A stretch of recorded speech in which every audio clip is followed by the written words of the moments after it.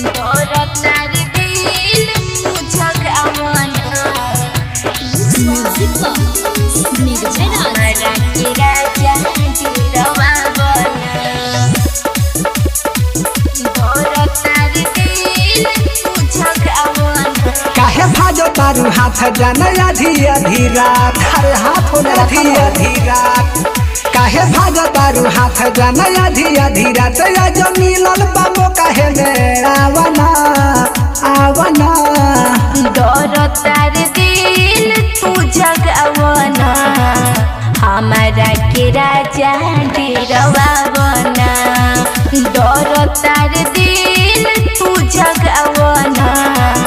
हमारा के राजा गिरवा बना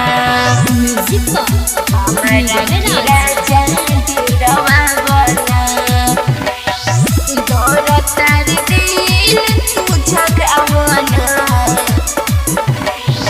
जहना तानी ना रौराम बाटे चटकार के आके पुसलाई नाही निरठ बाकुमार के निरठ बाकुमार के थोड़ा काटो बजान हम गोर गाल के आज रात भर चाटब ओठ लाल के तनी बुझा न मनवा के भावना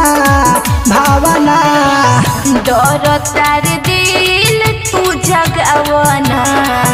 हमारा के राजा गिरवा बना दौरतार दिल मुझक अमना हमारा के राजा गिरवा बना हमारा के राजा गिरवा बना